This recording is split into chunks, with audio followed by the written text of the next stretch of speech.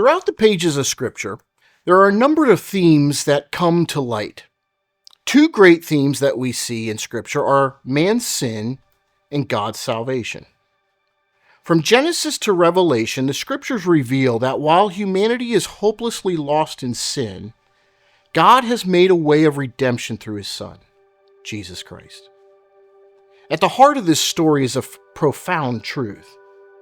Humanity is deeply broken and sinful. Yet God in His love and mercy has made a way for salvation through Jesus Christ. Understanding the depths of man's sin helps us to fully appreciate the richness of God's grace. In this study, we will explore the origin and consequences of sin, God's amazing plan of salvation, and how we are called to respond to this gift of salvation. So in this video, we want to talk about the problem of sin. Number one, sin has entered humanity through Adam. In Genesis chapter 3, in verse 6, we read, "So when the woman saw that the tree was good for food, and that it was a delight to the eyes, and that the tree was to be desired to make one wise, she took of its fruit and ate. And she also gave some to her husband, who was with her, and he ate." We also read then further in the New Testament, in Romans chapter 5, verse 12, it says, "Therefore, just as sin came into the world through one man, and death through sin, so death spread to all men, because all have sinned." Sin was not part of God's original creation. In Genesis chapter 1 and 2, we see the account of creation.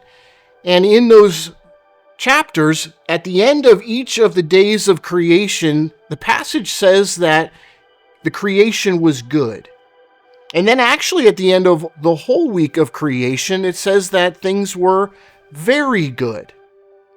So in the beginning, God created mankind in His image, perfect and without sin. Everything was very good. However, there's a major pivot that happens in Genesis chapter 3. It actually begins and tells us that in the phrase, "but the serpent." And then the passage goes on to say that Adam and Eve chose to disobey God by eating from the tree He had forbidden. God gave them one command: of all the trees in the garden, you are not to eat from this one tree, the tree of the knowledge of good and evil. And it actually speaks to God's grace. There were a ton of other trees for them to eat from. There was only one tree that they were forbidden to eat. And as you know the story, Adam and Eve chose to eat of that fruit. And this one act of disobedience brought sin into the world. Paul affirms this in Romans chapter 5, verse 12, in which we just read, and that is, because of Adam, then sin and spiritual death has come to all of us. Now, before we throw Adam completely under the bus and say it's totally his fault, the verse also goes on to say, and we have experienced this. Why? Because all have sinned. We have sinned. And so because of this spiritual death and separation from God, all of humanity is corrupt. And all of human nature is corrupt. And all of us share this sinful nature and bear the consequences of the fall. Another point here is that sin is universal. Romans 3:23 tells us, "For all have sinned and fall short of the glory of God." In Ecclesiastes 7, verse 20, it says, "Surely there is not a righteous man on earth who does good and never sins." It's interesting to me, a lot of people try to compare themselves to others. And they will say things like, well, I'm not as bad as he is, or I'm not as bad as she is. And it's a comparison of ourselves to somebody else. And we oftentimes make ourselves feel good because maybe we haven't sinned as much as somebody else. But the Bible doesn't measure us against each other. It measures us against God's perfect holiness. And in Romans 3:23, we see that none of us are exempt. All of us have sinned. Let me ask you a question. Have you ever sinned?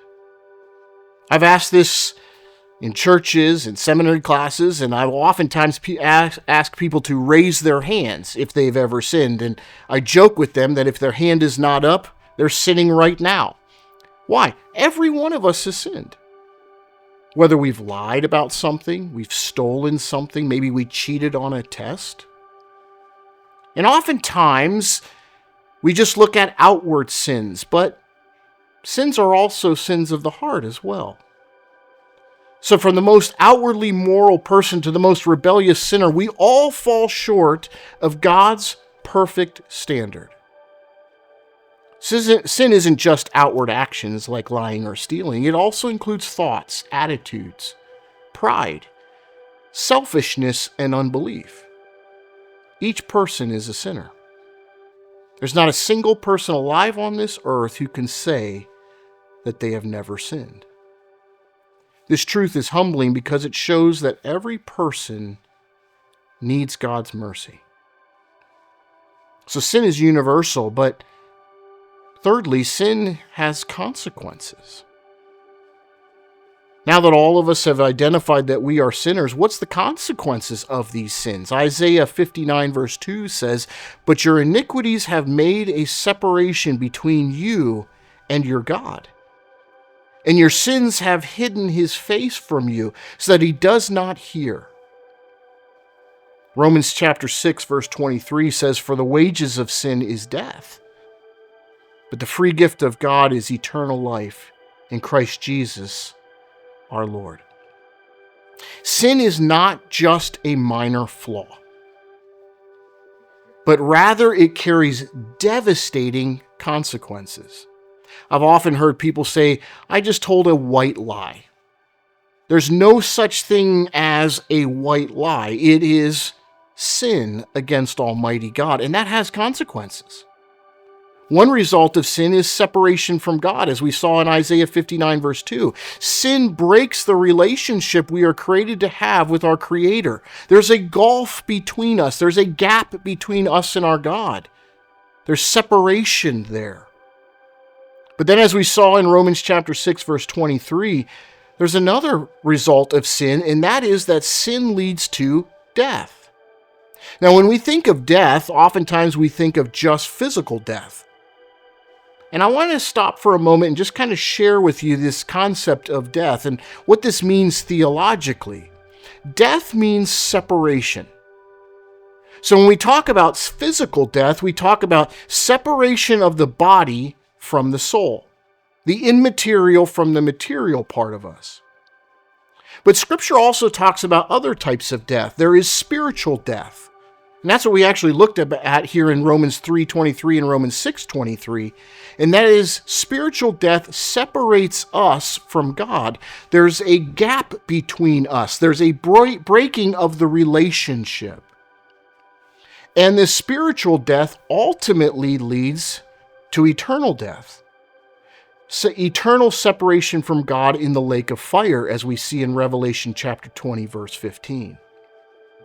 So people who have spiritual death, this separation from God, if they've never accepted Jesus Christ as their Savior, the Bible actually tells us that they'll experience eternal death, eternal separation from God in a place called the lake of fire. It's horrific. And it's described to us in the book of Revelation. So when we talk about sin, there is major consequences to our sins. And I think at the outset, as you followed along with me, every one of us has to raise our hands and say, "I am a sinner." And our sins have devastating consequences. But that's not the end of the story. Because God is just, he must judge sin. But because he is loving, he provides a way of rescue. In the next video, we're going to actually look at God's plan of salvation and what he has done to redeem mankind back to himself.